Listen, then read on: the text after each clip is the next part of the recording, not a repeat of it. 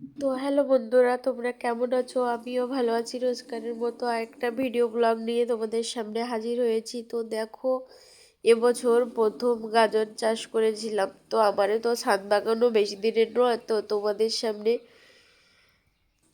তুলে ধরেছি যে কি হচ্ছে না হচ্ছে, আমার ছাদে কি হয় না হয় সব তোমাদের সামনেই তুলে ধরার চেষ্টা করি। তো দেখো,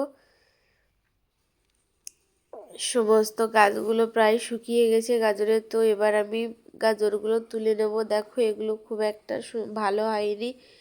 তোমরা দেখে হয়তো ভাববে যে এইটুকু গাজর, কিন্তু যেটুকু দিয়েছি না দিয়েছি তো তোমাদের সামনে তুলে ধরার চেষ্টা করি। তো দেখো, ট্রেগুলোতে মাটি না থাকার কারণে গাজরগুলো নিচ পর্যন্ত যেতে পারিনি। তো দেখো, ফাইনালি গাজরগুলো হয়েছে বেশ, কতগুলো গাজর হয়েছে। এদিকে দেখো, কলমি শাকও দিয়েছিলাম ট্রেগুলোতে। দেখো, কলমি শাকগুলোও সুন্দর হয়েছে। তো এবার ফাইনালি কলমি শাকগুলো আমি কেটে নেব সব,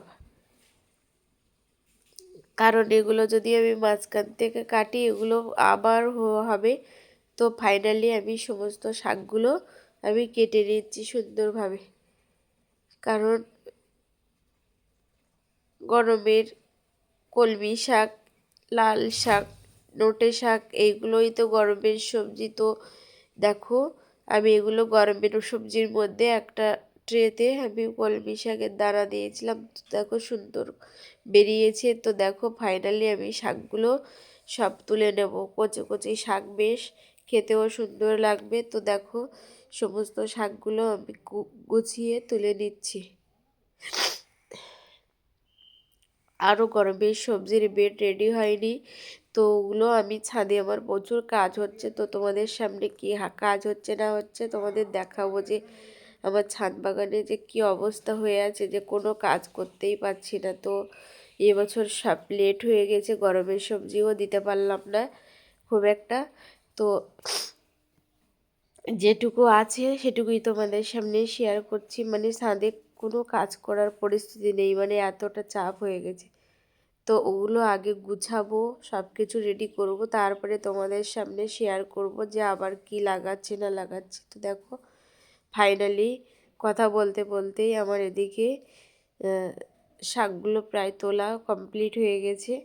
তো দেখো, এরকম মাথা কেটেই তুলে নিলে আবার গায়ের থেকে আবার সুন্দর শাক বেরোবে। তো দেখো, আমি সব তুলে নিলাম বেশ।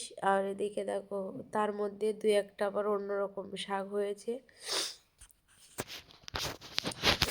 এদিকে আর একটা সুন্দর দেখো, এক গোছা শাক হয়েছে আমার এগুলোতেই। দেখো, এখনও তোলা কমপ্লিট হয়নি। তো ছাদে ভেবেছিলাম যে গরমের সবজি অনেক কিছু লাগাবো, তো পারলাম না। তো দেখো, এদিকে আরেকটা লাল শাক হয়েছে, সুন্দর পরিমাণ লাল শাক বেড়ে উঠেছে। এগুলো আমি মাঝখান থেকে কেটে নেবো। দেখো, সুন্দরভাবে কেটে আমি রেডি করে নিচ্ছি শাকগুলো।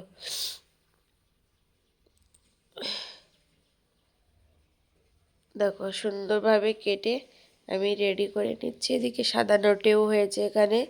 তো শাক এইভাবে বিভিন্ন রকম শাক দিয়ে চচ্চড়ি খেতে, শাকের চচ্চড়ি খেতেও সুন্দর লাগবে। কারণ একরকম শাকের থেকে তো যদি বিভিন্ন রকম দিয়ে করা যায় তো সুন্দর হবে। তো ফাইনালি এদিকে গাজর আর এদিকে একটু শাক তুলে নিলাম। তো বন্ধুরা, ভিডিওটা কেমন লাগলো জানিও। ভিডিওটা ভালো লাগলে লাইক কমেন্ট শেয়ার করো।